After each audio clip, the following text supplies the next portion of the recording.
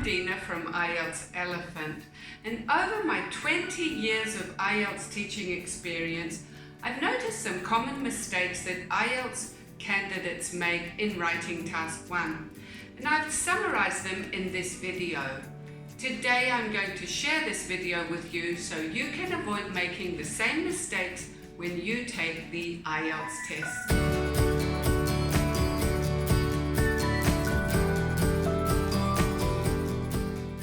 Number 1, not writing enough words. The instructions clearly state you should write at least 150 words, and you should aim for around this number. Writing too few words means you risk not reporting all the details, and going well over this number means you're reporting unnecessary detail and not summarizing the important information. Although you do not need to count each word, you should be able to recognize how long 150 words looks in your handwriting when you're doing practice tests. Mistake number 2, misinterpreting the diagram. Take a minute or two to study the diagram before you begin writing. Read the instructions and the heading, as they give you an idea of what the diagram represents. Look at all the details in the graph or the diagram, the key features on the vertical axis and the horizontal axis, for example, and try to understand what they represent.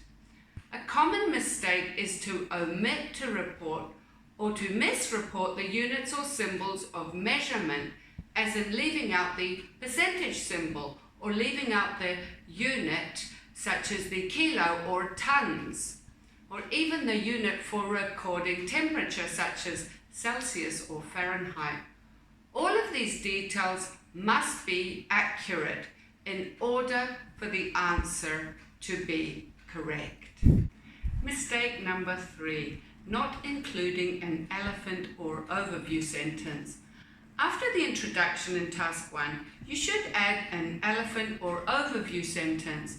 This is a one-sentence summary of the main features of the diagram, and without one you cannot get over a 5 for task achievement in the marking criteria.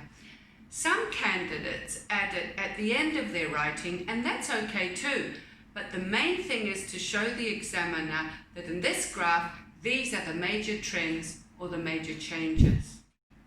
Mistake number 4, reporting the data mechanically.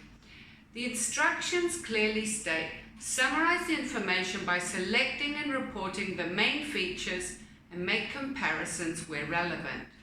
Therefore, by simply writing down numbers or percentages without noticing the similarities or differences between them means you fail to interpret the information. For example, University A may show a sharp upward trend in enrollments, while University B may have a minimal rise from 25 to 100 and 20 to 30 respectively over a specific period of time. You see, in this way we report not only the numbers of enrollments of each university, but we also compare the speed of change in enrollments. Mistake number 5, adding unnecessary detail. Reporting all the information on the graph does not mean adding all the details for every minor or insignificant change. It's better to be selective and focus on the most important trends or changes. For example, if your line graph shows a series of minimal rises and falls in sales of cars over a 20-year period, you would not describe each rise and fall separately, but rather summarize the main trend by reporting a mild fluctuation in the sales of cars within a margin of the lowest and the highest figure. This shows you recognize the main features of the trend and you're not simply writing down figures. Mistake number 6, adding your own opinions or assumptions. Remember, task 1 is an objective summary of a graphic piece of information. That means you should just describe the information you see on the diagram and not explain it or comment on it. Giving your opinion would distract from your writing response, as this is not part of the task. Mistake number 7, repeating the same words and grammatical structures. When reading your response, one of the things the examiner is looking for is a range of vocabulary and grammar.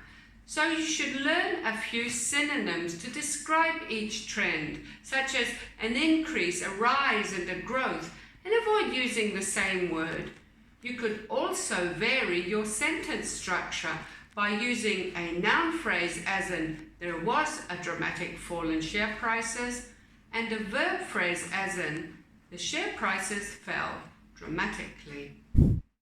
And the final mistake to avoid, number 8, not checking your writing response. Leave at least 3 minutes at the end of your summary for proofreading. Check for spelling mistakes. Words such as fluctuation, environment, increase are often misspelled. Grammar mistakes, verb tenses. Some diagrams refer to a period in the past in which you need to use the past simple. Some refer to an everyday situation, so you need to use the present. And some even include predictions about the future, so you should use the future simple. There are also diagrams which show past events up to the present and then make estimations about the future. In these cases, you need to use both past and future tenses.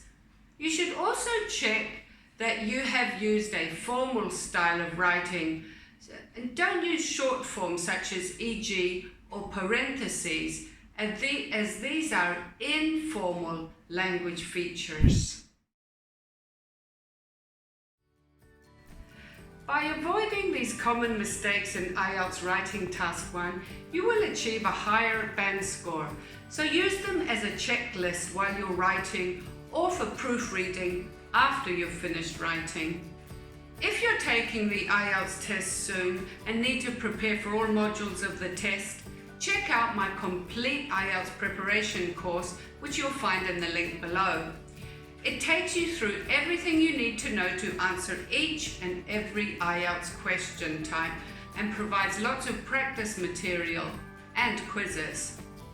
If you found this video useful, please like it and share it, and I'll see you in the next one. Bye for now.